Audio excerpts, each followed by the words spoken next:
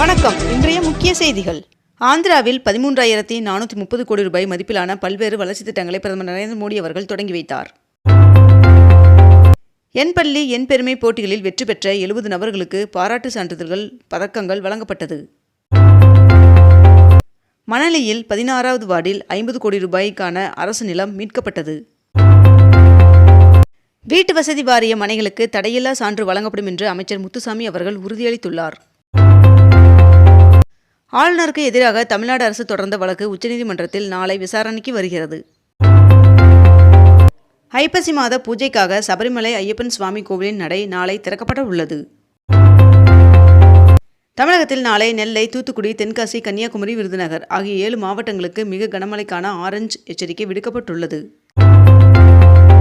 22 carrot ஆபண தங்கத்தின் விலை சவரனுக்கு 320 ரூபாய் அதிகரித்து 1 சவரன் 95,200 ரூபாயாகவும் 1 கிராம் 11,900 ரூபாய்க்கும் விற்பனை செய்யப்பட்டு வருகிறது. இதனைத் தொடர்ந்து 1 கிராம் வெள்ளியின் விலை கிராமிற்கு 1 ரூபாய் குறைந்து 1 கிராம் வெள்ளி 206 ரூபாய்க்கு விற்பனை செய்யப்பட்டு வருகிறது. 2030ஆம் ஆண்டு காமன்வெல்த் போட்டிகள் குஜராத் மாநிலம் அகமதாபாத்தில் நடைபெற உள்ளது. பீகார் சட்டப்பேரவை தேர்தலில் 101 தொகுதிகளில் போட்டியிடும் பாஜக வேட்பாளர்களும் அறிவிக்கப்பட்டுவிட்டனர். பிரதமர் நரேந்திர மோடி அவர்கள் 35,440 கோடி ரூபாய் மதிப்பீட்டில் 2 மிகப்பெரிய புதிய விவசாய திட்டங்களை தொடங்கி வைத்தார்.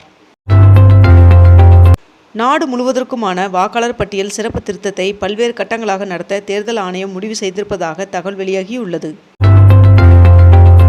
தமிழகத்தில் தீபாவளி பண்டிகையை ஒட்டி தீபாவளி அன்று 2 மணி நேரம் மட்டும் பட்டாசு வெடிக்க அனுமதி வழங்கப்பட்டுள்ளது.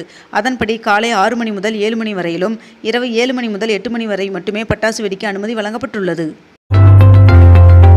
மதுரை மாநகராட்சி மேயர் இந்திராணி அவர்கள் தனது பதவியை ராஜினாமா செய்தார். இலங்கை பிரதமர் 2 நாள் பயணமாக இன்று இந்தியாவிற்கு வருகை தர உள்ளார். கொளத்தூர் கணேஷ் நகரில் 110 கோடியில் அமைக்கப்பட்ட வளிம காப்பு துணைமின் நிலையத்தை முதலமைச்சர் மு க ஸ்டாலின் அவர்கள் திறந்து வைத்துள்ளார். வாழப்பாடி சார் பதிவாளர் அலுவலகத்தில் லஞ்ச ஒழிப்பு சோதனையில் 1,30,000 ரூபாய் பறிமுதல் செய்யப்பட்டுள்ளது. 5 வருடங்களில் 2,000 கோடி ரூபாய் முதலீடு மற்றும் 3,000 பேருக்கு வேலைவாய்ப்பு வழங்கும் வகையில் சென்னை போரூரில் உள்ள ஹிட்டாச்சி எனர்ஜி டெக்னாலஜி மையத்தின் விரிவாக்க திட்டத்திற்கான புரிந்துணர்வு ஒப்பந்தம் கையெழுத்தானது.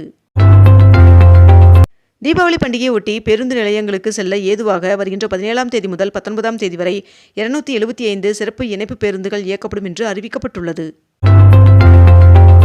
புழல் ஏரியில் 200 கன அடி உபரி நீர் திறக்கப்பட்டுள்ள நிலையில் கால்வாய் ஓரம் வசிப்பவர்களுக்கு முதற்கட்ட வெள்ள அபாய எச்சரிக்கை விடுக்கப்பட்டுள்ளது. டெல்லியில் தீபாவளியை ஒட்டி அக்டோபர் 21ஆம் தேதி வரை பசுமை பட்டாசுகளை வெடிக்கவும் விற்கவும் தற்காலிகமாக அனுமதி வழங்கப்பட்டுள்ளது. தமிழகத்தில் இன்று தேனி, தென்காசி, திருநெல்வேலி மற்றும் ராமநாதபுரம் ஆகிய மாவட்டங்களில் ஒரு சில இடங்களில் கன முதல் மிக கனமழையும், கன்னியாகுமரி, தூத்துக்குடி, விருதுநகர், மதுரை, சிவகங்கை, திண்டுக்கல், திருப்பூர், கோவை, நீலகிரி, ஈரோடு, கள்ளக்குறிச்சி, விழுப்புரம், செங்கல்பட்டு, காஞ்சிபுரம், சென்னை, திருவள்ளூர், கடலூர், மயிலாடுதுறை, நாகப்பட்டினம், திருவாரூர், தஞ்சாவூர், புதுக்கோட்டை ஆகிய மாவட்டங்களிலும் ஒரு சில இடங்களிலும், புதுவை மற்றும் காரைக்கால் பகுதிகளிலும் கனமழை பெய்ய வாய்ப்புள்ளதாக வானிலை மையம் தகவல் தெரிவித்துள்ளது. திருப்பத்தூரில் நலவாரிய ஆய்வுக் கூட்டத்தில் 85 தொழிலாளர்களுக்கு 32 லட்சம் ரூபாய்க்கான நலத்திட்ட உதவிகள் வழங்கப்பட்டது. இன்று வடகிழக்கு பருவமழை தொடங்க உள்ளதாக வானிலை மையம் தகவல் தெரிவித்துள்ளது. தீபாவளி பண்டிகையொட்டி கிளாம்பாக்கம் பேருந்து நிலையம் செல்லும் பயணிகளின் வசதிக்காக தாம்பரம், கூடுவாஞ்சேரி இடையே வருகின்ற 17ஆம் தேதி சிறப்பு மின்சார ரயில் இயக்கப்பட உள்ளதாக தகவல் வெளியாகியுள்ளது.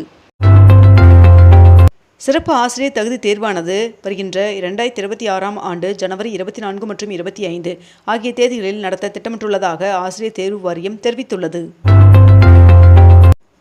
தமிழ்நாட்டில் ஒவ்வொரு சட்டமன்ற தொகுதிகளிலும் மினி ஸ்டேடியம் அமைக்கப்படும் என்றும் இதற்கான திட்டங்களை அரசு வகுத்துள்ளது என்றும் தெரிவிக்கப்பட்டுள்ளது. தமிழ்நாட்டில் கல்வி உரிமை சட்டத்தில் 25% இடஒதுக்கீட்டில் சேர்க்கப்பட்ட மாணவர்களின் விவரங்களை சமர்ப்பிக்க தனியார் பள்ளிகளுக்கு விதிக்கப்பட்ட காலக்கெடு அக்டோபர் 31ஆம் தேதி வரை நீட்டித்து சென்னை உயர்நீதிமன்றம் உத்தரவிட்டுள்ளது. மேட்டூர் அணையின் நீர்வரத்து அதிகரித்ததன் காரணமாக அணையின் நீர்மட்டம் 117 அடியை எட்டியுள்ளது.